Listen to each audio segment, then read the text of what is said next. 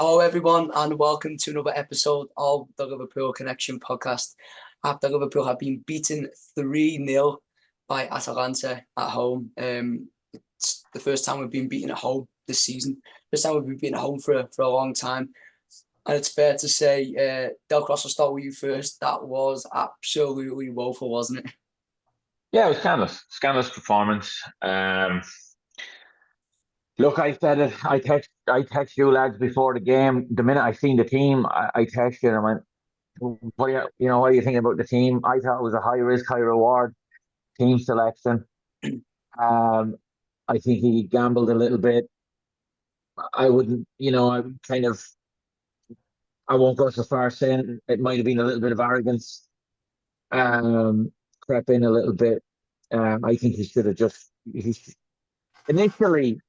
I thought he should have played. He should have played his best 11 and went out and tried to win a game. But that theory sort of falls flat in its face because when he did bring on the lads, he brought on Salah, it's like nothing really changed. We didn't get any better. We potentially got worse as the game went on. As the game, drew to a close, we looked very, very. I felt we looked very, very tired, and I think it's it is worrying. But at the same time, it wouldn't be Liverpool without an epic sort of European style comeback. We did it. We had a wild game with Dortmund at the very beginning of Klopp's reign.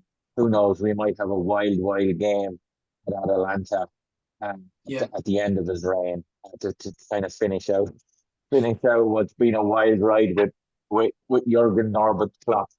So Do you, yeah, down in the dumps, do you, but we'll see what happens. Sorry, I was just saying, Julian, it's funny because when we spoke the other day, I used to know how much of a lunatic I am, and I'm obsessing over how the games are going to go for Arsenal and City and all that. And we're going, tell you what, as long as they're in it, as long as they've got a really tough game to go into, and then we've now got to go and basically put everything on the line now to try and win next week.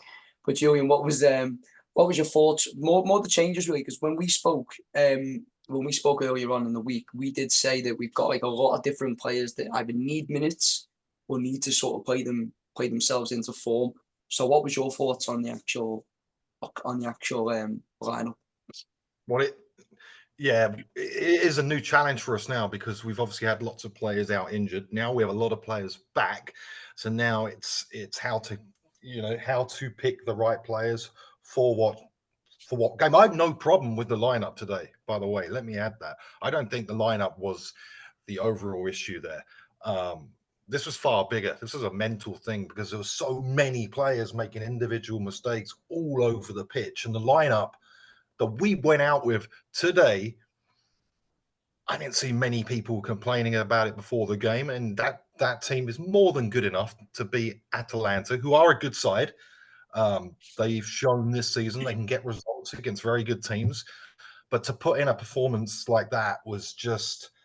we look mentally shot, exhausted, whatever you want to say about it at the moment. And it was kind of telling early on as well. Like Virgil, I think in the first few minutes got brushed aside really easily. And that was like, what's this about? That's and it kind of set the tone. And then there was that chance early on and Kelleher made that amazing save and got himself a black eye for it. And then we had the Nunes chance early on where if he takes that, it's a different game. But it was... easily the worst performance of the season. One of the worst I've seen in a long time.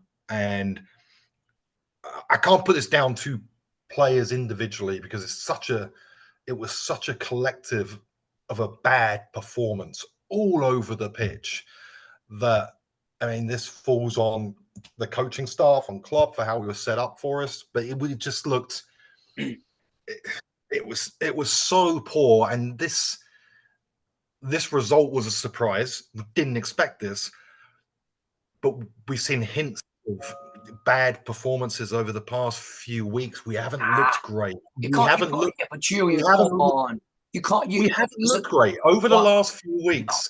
Bollocks. We've been obviously going behind in the first half. Our first half performances haven't been good. Now, I'm not saying it's to the extent of what we saw. It's totally different. It's totally different today, but we haven't been great.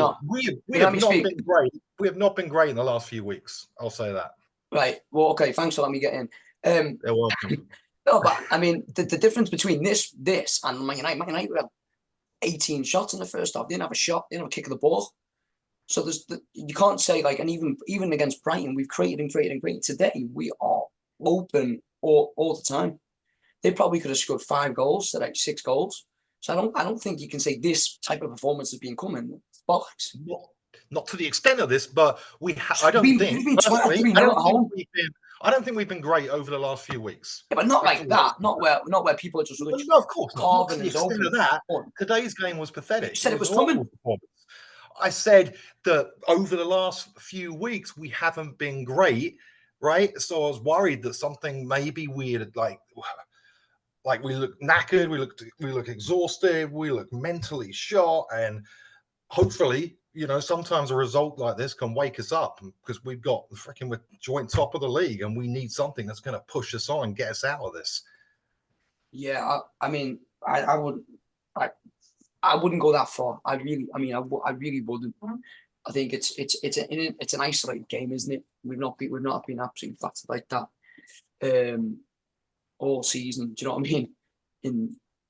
I think if there's been any problem with us the last few weeks, has been putting the ball in the net, really.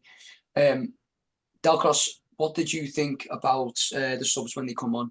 We sort of skip through. Yeah, I mean, that's what I'm saying. Initially we were texting all the way during the game. Like I was fuming. I was fuming. I was fuming at the team selection. I just thought that was. I just didn't like the team selection from the word go. So yeah, the subs. I was crying out for the subs, and you could tell. At half time, you knew at least Salah was going. At least Salah was going to come on. If not 2 or 3, and then he brought on 3 subs. It wasn't surprised there, but as I said in the intro, we didn't change. We got worse as the game went on, and I thought we didn't get better. There wasn't even a passage. Like sometimes you play badly, and you have a passage of 10, 15, 20 minutes where you go, okay, well, something might happen here. But we didn't even have that today. We just never were at the races from minute 1. Never really got into it. I mean, Elliott, hits the bar, hits the post. Nunes has a decent chance to put us ahead. But aside from that, it was flat. It was terrible. The crowd was flat. There was just a big lack of energy on the whole team.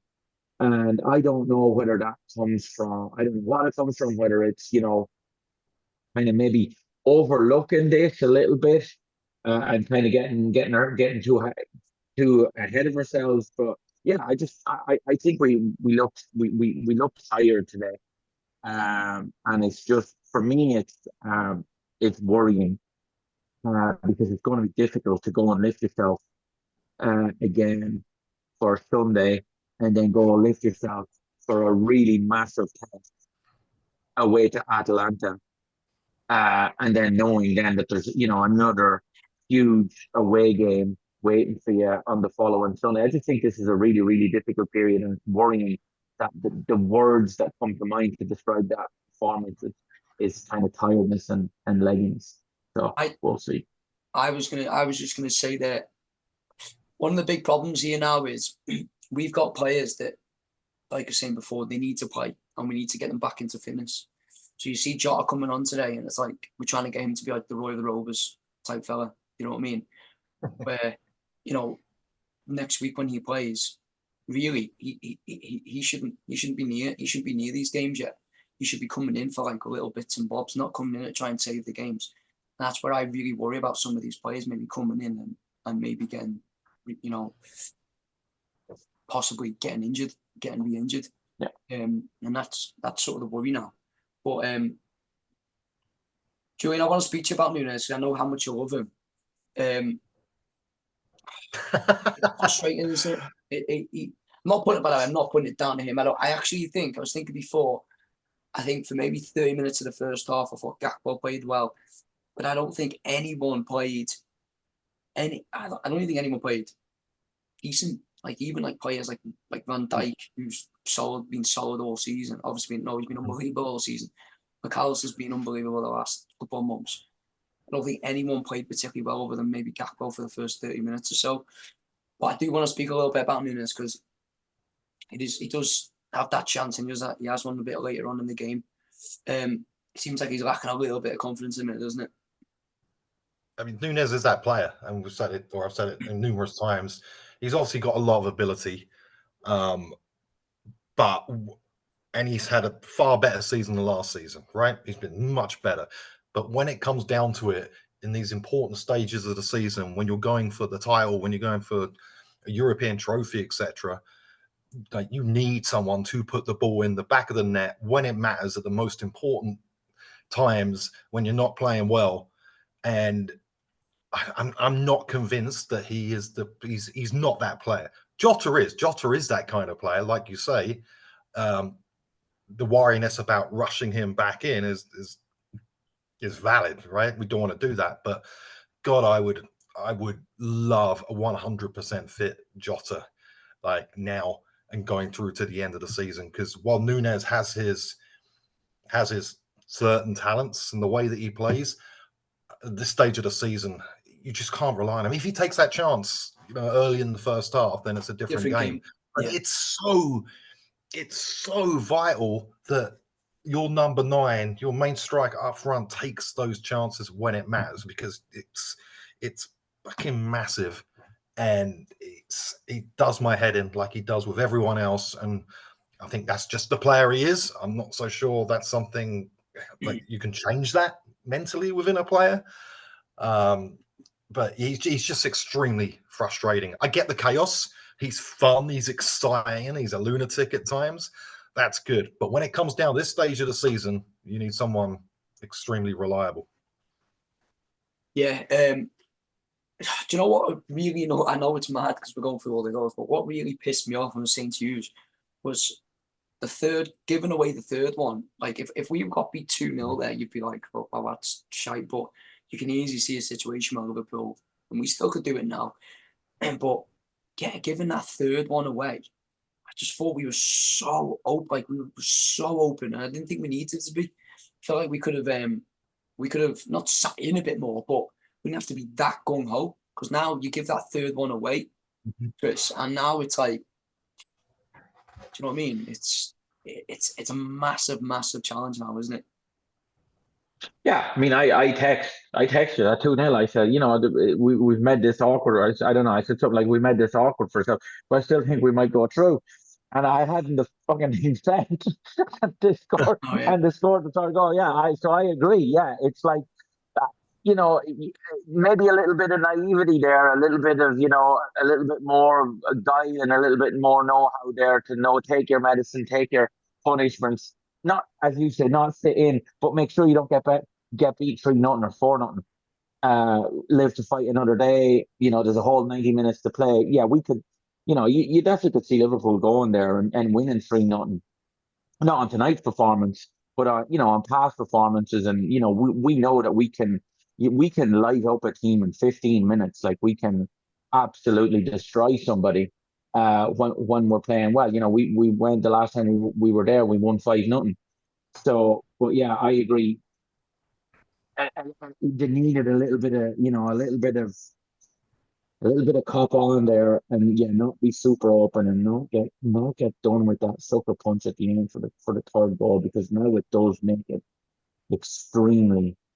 It was always going to be hard, but now having to score at least 3 to try and win this tie. It makes it that bit harder, and as you say, then that has that knock-on effect as well. About we've been saying about Hull City and Arsenal get to play one another in a semi-final. It'd be real tough. Over 120 minutes. Yeah, right. And now here we are. After making a bollocks of it. But look at. I mean, We was- look at the end of the day, it is what it is now. We were stupid. I mean, I agree with both of you. Like the last 10 minutes, I mean, we were naive, we were stupid. I mean, it was almost like it was a one-off game. It's like, oh, we've got to score. We've got to score. We've got to get this goal, which no, at 2-0, you're right. You know, you still have a pretty good chance, right? With the quality of players that we have. At 3-0, it's a massive task to go away from home, go to Italy and get this semi-final, go through to it, and it's just so disappointing. It's so disappointing tonight. It really is. By the way, if anyone's listening that actually goes to the match, can you stop telling Joe Gomez to shoot? Yeah, please. Fucking shit at shooting. So Joe Gomez constantly shooting fucking crowd telling him, oh God, there's my tits in. Fuck it, he's not scored in about 200,000 games. Stop telling him to shoot. Anyway, we'll do. Well, we just to let you know where the bookies have us. Oh, here we go. We're gone from favourites to 12-1. You have about 12-1 about Liverpool now winning this Europa League. So that'll just tell you. Yeah. Well, we've got Paddy Power on here for us. Yeah, Paddy, send us a few quid, will you? We'll do a Palace. We'll do something on Palace in a couple of days. So can't really even think about that at the minute. But before we go, Julian, are we going to get through? I know it's a mad one. Again, give me a couple of days to think about it. Right now, I have no good quality insightful. I'm taking the piss asking the question. I know you are. Yeah.